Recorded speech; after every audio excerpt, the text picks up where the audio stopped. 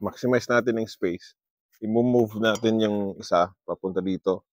So na-move na natin yung isa. So yung existing natin, nagkasya yung 3. So gawin natin 4, no? So i-move natin. Move natin yung yung TP.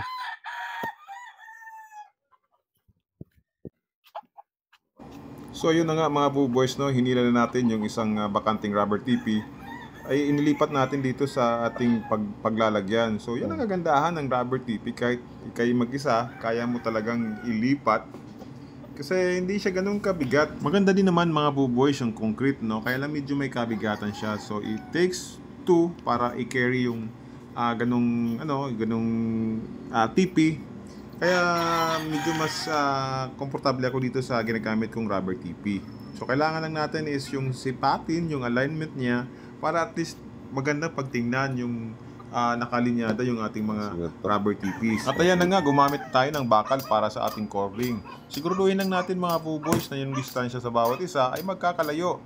Kasi ang tendency niyan, pag medyo magkakalapit, ay baka mapilayan yung ating mga alagang mga manok. Ang kagandahan naman pag gumamit tayo ng bakal para sa ating pagtatalian ng ating cord, ay talagang mas matibay.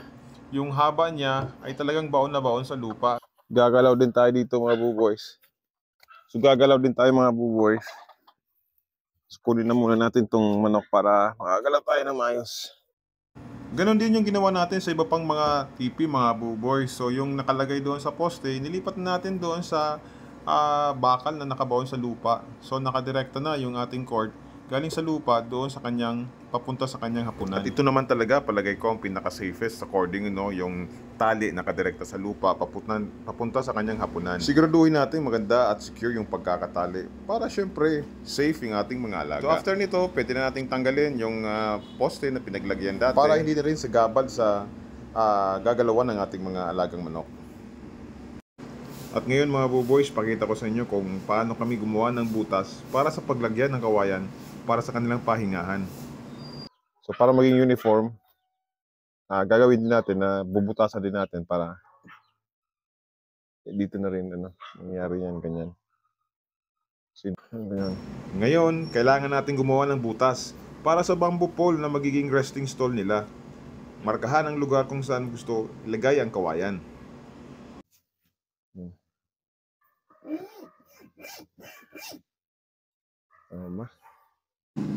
Gamit ang matalim na tool, katulad ng lagari sa bakal na siyang ginagamit namin dito sa ating backyard, dahan-dahan gumawa ng butas.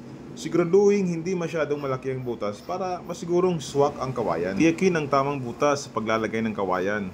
Dapat ito'y nasa tamang level, hindi masyadong nakayuko o nakatayo para mas komportable ang ating mga alagang manok. Narestingan natin mga bubus. Yan, pwede natin higa. Gamit ang lagari sa bakal, mas madaling butasan ang ating rubber TP pag ito'y nakahiga. At ayun na nga mga boys, bubutasan na natin yung ating rubber TP. Sinukat muna natin kung anong saktong butas ang kailangan para maging pantay yung kanyang hapunan. Ito ay papanatilihin natin kagaya ng mga nauna para doon sa alignment, pag nilagay na natin sa kanyang pwesto, makikita natin na napakaganda at linyada talaga yung ating mga tipis. So gamit ko nga pala mga boys yung lagari sa bakal dito kasi mas madali siyang putulin at putasin gamit itong lagari sa bakal. Wala naman ako kasing matalim na kutsilyo na sana mas maganda. Ayan mga boys, simple pero epektibong paraan sa pag-setup ng resting stall para sa ating mga game fowl chickens gamit ang rubber TP at kawayan.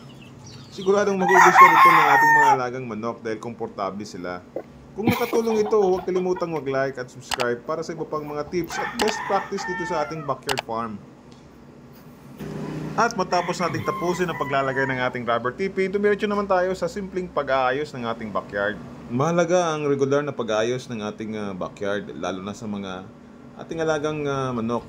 Siguraduhin na malinis at maayos ang kapaligiran para maiwasan ang anumang sakit at mapanatiling masigla ang ating mga manok. Simpleng gawain tulad nito ay nagbibigay ng malaking benepisyo sa kanilang kalusugan at kaligtasan. So, hanggang sa muli, maraming salamat sa pagsubaybay mga boobers. Kung hindi ka pa nakapag-subscribe sa ating Malito channel, ay sana naman ay subscribe at i-hit mo na yung notification bell para updated ka parati sa ating mga kaganapan sa ating backyard. So hanggang sa muli, maraming salamat at stay safe. Bye!